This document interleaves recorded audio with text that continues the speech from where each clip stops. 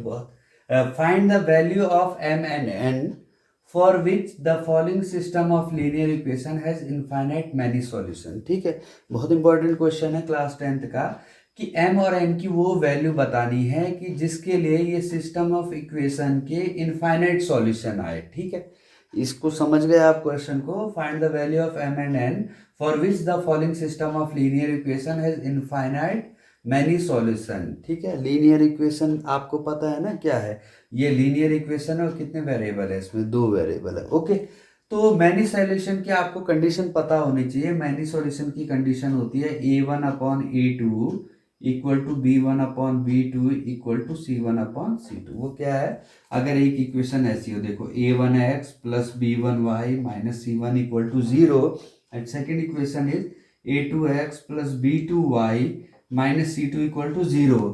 तो अगर इसके मैनी सॉल्यूशन होंगे ना तो ये इसको सेटिस्फाई करेगा, किसको, a1/a2 equal to b1/b2 equal to c1/c2।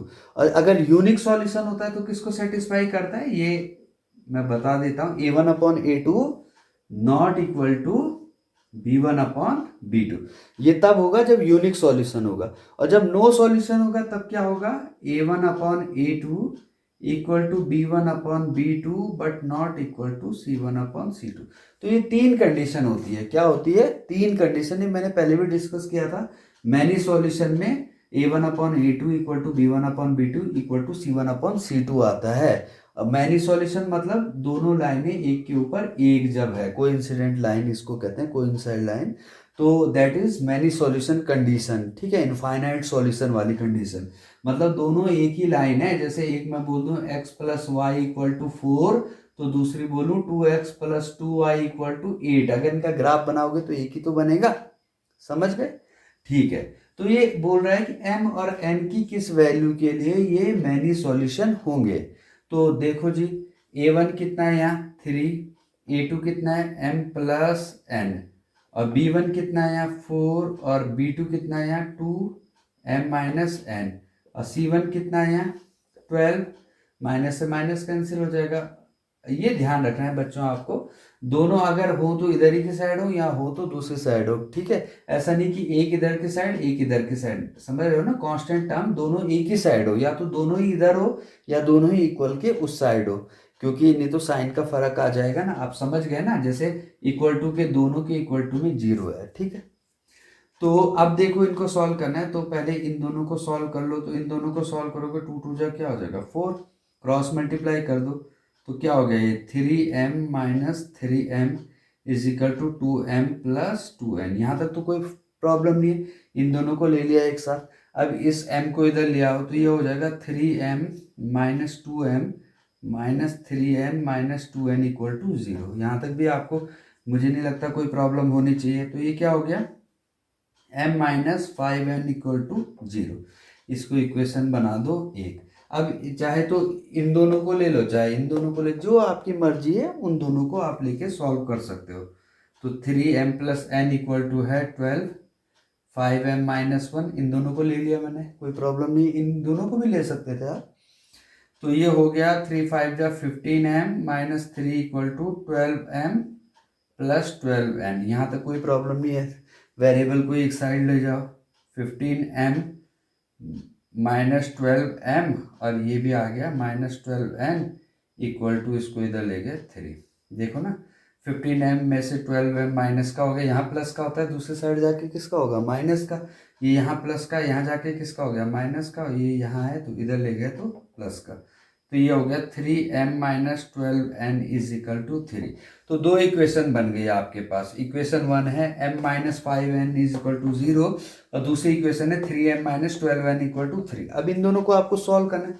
आपको सॉल्व करना पता ही है कि पहले किसी भी m के या n के किसी के भी कोफिशिएंट को इक्वल करना है। तो यहाँ m1 है, यहाँ m3 है ना, m के आगे 1 है, यहाँ 3 है, तो इसको किससे मल्टीप्लाई कर दो, 3 से। किससे कर दो मल्टीप्लाई, 3 से। तो ये क्या हो जाएगी, 3m माइनस 3 5 जा 15n इक्वल टू क्या हो जाएगा 0। या आप सीधा भी, यहाँ हो गया था, इतना भी करने की जरूरत नहीं है। m इज इक्वल टू क्या आ गया यहाँ से 5n, क्या आ गया m इक्वल टू 5n आ गया ना, इसको इसमें रख दो, तो 3 × 5n-12n इक्वल टू 3, समझ रहे। m5n को यहाँ से पुट करके सेकंड में रख दिया तो ये हो गया 15m-12n इज इक्वल टू 3। 15 में से 12n गया तो कितना बच गया 3n इज इक्वल टू 3, तो n कितना आ गया 1, कितना आ गया n 1। अब n की वैल्यू इसमें रख दो तो m इज इक्वल टू क्या हो जाएगा 5 × 1, m इज इक्वल टू 5, तो m आ गया आपके पास 5, n आ गया 1। मतलब इनफाइनाइट सॉल्यूशन के लिए m की वैल्यू क्या होनी चाहिए 5 और n की वैल्यू क्या होनी चाहिए 1। जब m 5 होगा और n 1 होगा तो इन दोनों इक्वेशन के इनफाइनाइट नंबर ऑफ सॉल्यूशन होंगे, यानी कोइंसाइड लाइन होगी, मतलब दोनों एक ही लाइन होगी। अब चाहो तो चेक कर सकते हो, समझ आ गया आपको। चेक करने वैसे एग्जाम में नहीं चेक करना, पर मैं यहाँ आपको चेक करके दिखा देता हूँ। पहली लाइन क्या है जिससे आपका कॉन्सेप्ट क्लियर हो जाएगा, 3x + 4y = 12 है ना पहली लाइन, ठीक है। दूसरी लाइन क्या होगी m 5 है, 5 और 1 कितना हो गया n 1 है, 5 और 1 6x। दूसरी 2 5 - 1 4, 4 दूनी 8y इज इक्वल टू क्या हो गया 5 5 जा 5m - 1 हो जाएगा ना, तो 5 5 जा 25 - 1 24।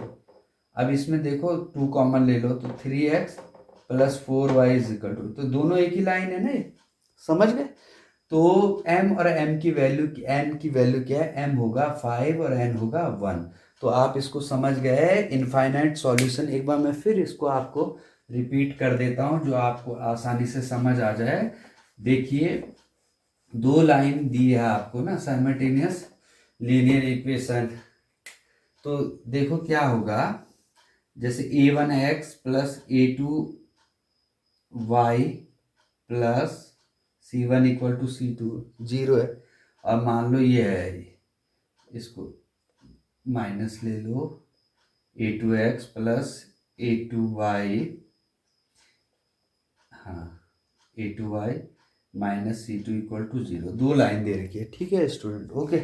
अगर ये यूनिक सॉल्यूशन होगा तो यूनिक सॉल्यूशन मतलब a1/a2 not equal to b1/b2। Unique solution क्या होता है, जैसे एक लाइन ये आई, एक जगह पे कट कर गई, एक जगह पे क्या कर गई, मतलब यूनिक सॉल्यूशन एक जगह पे वो आपस में कट कर रही है, दैट इज यूनिक सॉल्यूशन। और यूनिक सॉल्यूशन की कंडीशन क्या होती है, a1/a2 he not equal to b1/b2। इसके बाद होता है मैनी सॉल्यूशन। मैनी सॉल्यूशन मतलब मैंने बताया ना, मैनी सॉल्यूशन का मतलब क्या होता है कि कोइंसिडेंट लाइन ये और इसके ऊपर ही दूसरी लाइन, ठीक है।